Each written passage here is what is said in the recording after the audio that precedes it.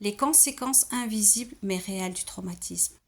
Lorsqu'on parle de traumatisme, on pense souvent à des événements visibles ou à des blessures évidentes.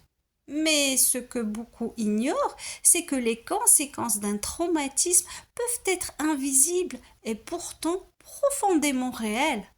À travers mes propres expériences, j'ai découvert à quel point ces effets sont puissants, bien au-delà de ce que l'on pourrait imaginer à première vue.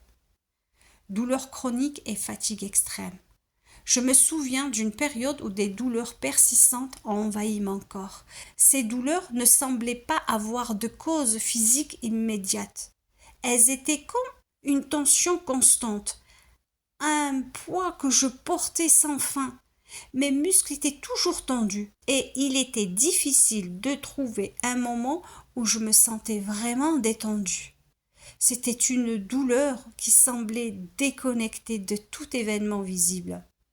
Mais en réalité, elle était l'expression de ce que mon corps n'avait pas pu exprimer émotionnellement.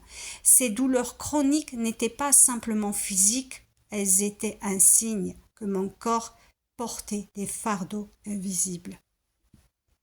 Puis il y a eu la fatigue, une fatigue extrême qui allait bien au-delà de la simple sensation de manque de sommeil.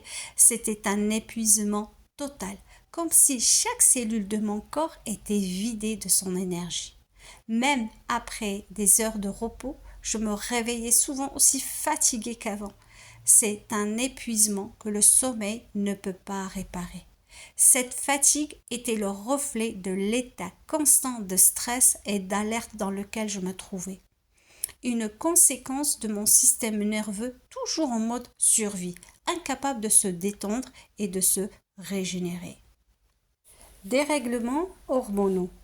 Les traumatismes, qu'ils soient émotionnels ou psychologiques, peuvent avoir des répercussions directes sur le corps de la femme, notamment sur son équilibre hormonal.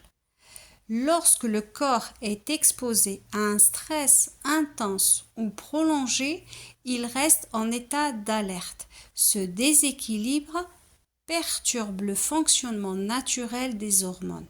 Les cycles menstruels peuvent alors devenir irréguliers, plus longs, absents ou douloureux. Des symptômes comme la fatigue, les variations d'humeur ou les douleurs peuvent également apparaître. Ce phénomène est lié au stress chronique. Il agit sur les systèmes de régulation du corps, en particulier ceux qui contrôlent les hormones. Avec le temps, cela peut dérégler les hormones féminines comme les oestrogènes et la progestérone. Il est important de comprendre que ces manifestations ne sont pas anodines. Elles traduisent un déséquilibre réel du corps. Le traumatisme ne touche pas uniquement le mental. Il s'inscrit aussi dans le corps et peut en perturber le fonctionnement en profondeur. Anxiété, une boule au ventre constante. L'anxiété est sans doute l'une des conséquences les plus pernicieuses du traumatisme. Ce n'est pas simplement une inquiétude passagère ou une peur ponctuelle, mais un état constant de malaise intérieur. Je ressentais, dans mon cas, comme une boule au ventre, une angoisse sourde qui ne me quittait pas. C'était comme si une alerte interne s'était constamment déclenchée, me faisant sentir que quelque chose de mauvais allait arriver, même si je n'avais aucune raison rationnelle de le croire. Mon corps réagissait avec des palpitations. Pour d'autres, il se peut qu'ils aient des sueurs froides, et j'avais un sentiment d'étouffement, d'oppression. Ces symptômes physiques étaient la réponse de mon système nerveux aux blessures émotionnelles enfouies. Même dans des situations où je devais normalement me sentir calme, mon corps me disait que j'étais en danger. Cette anxiété était comme une vague venant submerger mon quotidien sans prévenir. Isolement, se couper des autres.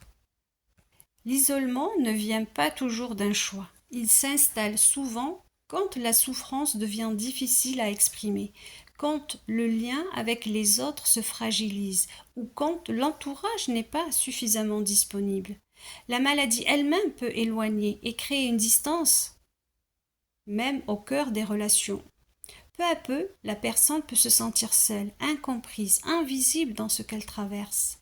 Mais cet isolement a des conséquences profondes. Il enferme les émotions, empêche le traumatisme d'être exprimé et le laisse s'ancrer davantage. Sur le plan neurologique, le cerveau reste en état d'alerte, comme s'il était en danger constant. Cela peut accentuer l'anxiété, la fatigue mentale, les troubles de la concentration et l'épuisement émotionnel. Chez la femme, et en particulier chez la mère, cet isolement est encore plus lourd. Elle continue de porter, de gérer, de donner, tout en étant intérieurement fragilisée. Le manque de soutien peut accentuer la charge mentale, impacter sa stabilité émotionnelle et à terme affecter son équilibre global ainsi que sa relation à elle-même et à ses enfants. L'isolement ne protège pas, il prolonge et intensifie la souffrance. Ce travail de réflexion sur ces conséquences invisibles est réel et essentiel pour comprendre à quel point le traumatisme peut influencer le corps et l'esprit sur le long terme. Ces symptômes ne sont pas des coïncidences ou des faiblesses, mais des réponses physiques et émotionnelles à des blessures profondes. En reconnaissant ces signes, en cherchant à comprendre ce qu'ils veulent dire, j'ai pu commencer à guérir, à me reconnecter à moi-même et à libérer des douleurs invisibles.